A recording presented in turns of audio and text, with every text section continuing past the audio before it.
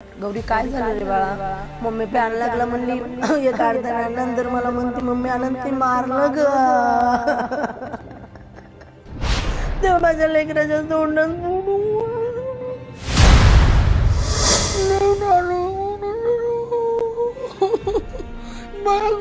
लई लई लई नालक माणूस आहे. त्याने गौरीला लय मारलं, खूप मारलं. माझं लेकरू सांगायचं 2-4 दिवसाला कॉल झाला की मम्मी असं झालं का, मम्मी तसं झालं का. मला ज्या दिवशी झालं त्या दिवशी त्यांनी 7 वाजता फोन करून सांगितलं. त्याच्या अगोदर माझं बोलणं नव्हतं झालं, कारण मी अंबेजोगाईला लग्नाला गेले होते दिवसभर. त्याच्यामुळे मला गौरीशी त्या दिवशी बोलण्यातच नाही आलं. आणि आदल्या दिवशी त्याचा फोन म्हणजे त्याचे मिस कॉल ह्यांना आले होते. आणि तो कधीच असा कॉल करत नव्हता काय चाललंय विचारायला. भांडणं झाले तरच कॉल करायचा. मग ह्यांना मी म्हटलं कॉल करा गौरीचे पप्पा, पटकन कॉल करा, याचा फोन आलाय म्हणजे काहीतरी झालंय. मग त्यांनी रिसिव्ह नाही केला. मग म्हटलं गौरीला फोन करा, ती तरी रिसिव्ह करल. मग त्यांनी तिला बोलले होते, ते म्हणे ठीक आहे आम्ही जेवण केलंय आता मिटलंय सगळं. आणि मग त्यांनी दुपारी मग आम्ही लग्नाला गेलो अंबेजोगाईला, त्याच्यामुळे बोलण्यात आलं नाही. संध्याकाळी 7 वाजता तर मला त्यांनीच फोन करून सांगितलं तुमची पोरगी मेली. आम्ही गेलो तर आमचं लेकरू PM रूम मध्ये होतं. मग त्याला त्या घरातून आणलं कसं, तिथं हॉस्पिटलला नेलं कसं, असं आई वडिलांच्या परवानगीशिवाय नाही ना तिथलं काढायला पाहिजे. स्पॉट पंचनामाने द्यावा त्यांनी, ज्यांनी केलं त्यांनी उघड मीडियासमोर जाहीर करावं. स्पॉट पंचनामा तिला उतरताना, तिला घेताना, तिला नेताना, तिला मारताना, हॉस्पिटलमध्ये नेताना. एकटं लेकरू एकाला जाऊ शकत नाही. 70 किलोचं लेकरू एकटा अनंत घेऊन जाऊ शकत नाही, हे त्याला पण विचारा तिथं. आणि जे की आहे की हे असं याचं जे अफेअर आहे आणि हे असं जे माहिती ना, माझं लेकरू कशातच कमी नव्हतं. त्याच्यामुळे मी आनंदच्या अफेअर आणि त्याचं पहिलं लग्न झालेलं असताना मी माझं लेकरू डबल लग्नात दिलंच नसतं.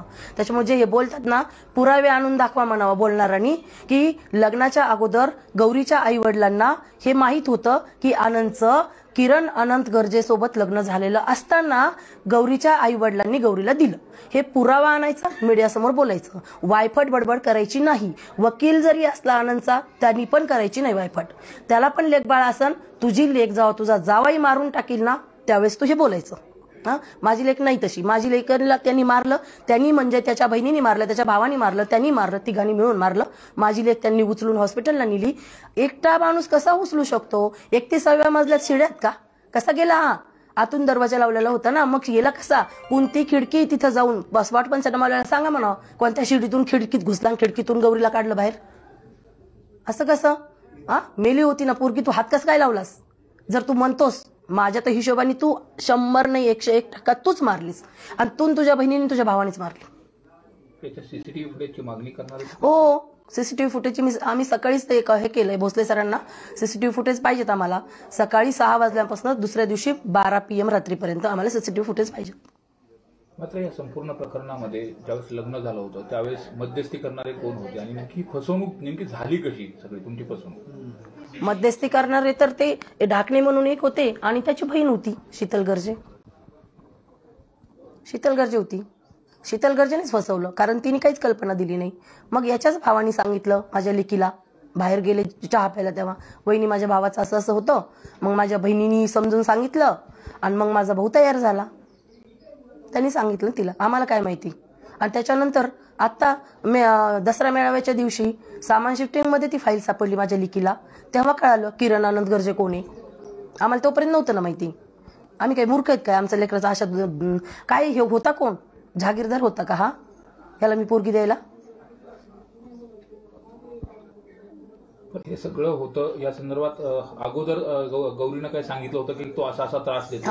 मग जवळपास 1-2 महिनेच तो ठीक राहिला. 1-2 महिन्यापासून असंच होतं, मारणं हाणणं. स्वतःला मारलं त्याच्यापेक्षा जास्त गौरीला मारायचं. किती वेळेस होतं गौरी इथं गौरी काय झालं रे बाळा? मम्मी प्यान लागला म्हणली एक अर्ध्या नंतर मला म्हणते मम्मी आनंद ते मारलं ग. तेव्हा माझ्या लेकराच्या तोंडात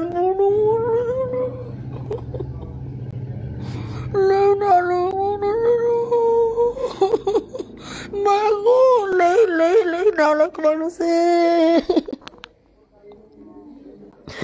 त्याने गौरीला लय मारलं, खूप मारलं.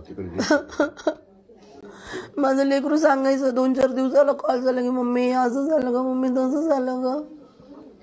सगळी घटना झाल्यानंतर पंकजा ताईचा तुम्हाला फोन आला? नाही. मुंबईला आणि या सगळ्या संदर्भात तक्रार तुम्ही कुणाकडे केली होती का, किंवा त्याच्या आई वडिलांकडे किंवा त्याच्या जवळच्या नातेवाईकाकडे किंवा इतर कोण जे संपर्कात होते? मी कोणाला सांगितलं होतं, कारण गौरी म्हणायची मम्मी सांगू नको, अनंतला खूप राग येतो, अनंतला हे आवडत नाही, अनंतच्या कंप्लेंट केलेला कोणालाही आवडत नाही.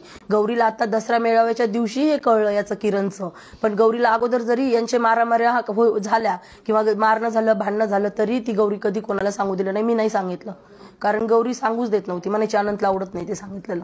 पण ती एवढी स्ट्रॉंग होती, हो. एवढं सगळं स्ट्रगल केलं, तिथपर्यंत गेली, एका डॉक्टर करिअर करेपर्यंत एवढा सगळा स्ट्रगलचा पिरियड असतो, एवढं सगळं सहन करून ते असं करेल असं वाटतं?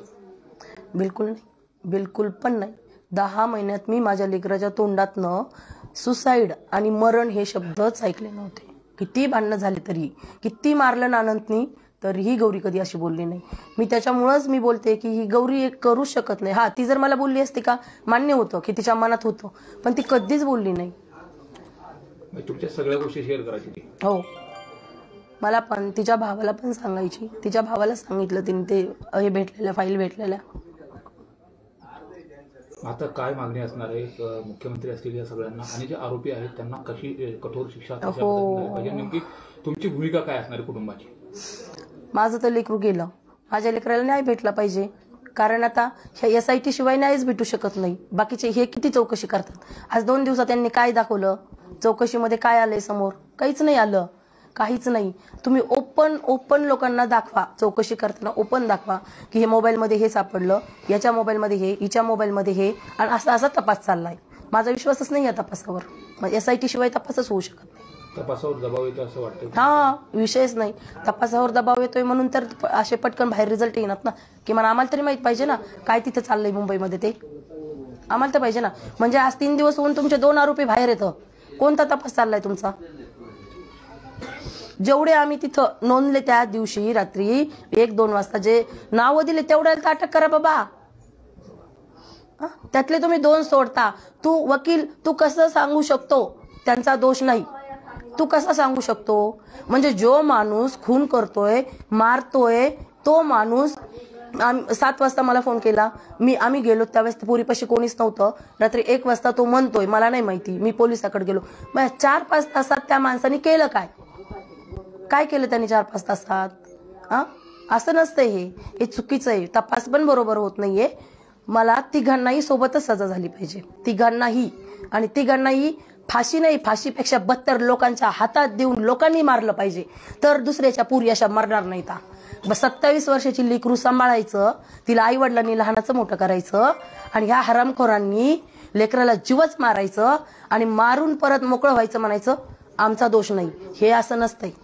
आणि इथं नाही भेटला तर वरचा बरोबर न्याय देतो. वाट बघ म्हणा आनंद गर्जे आणि शीतल गर्जेला त्यांना.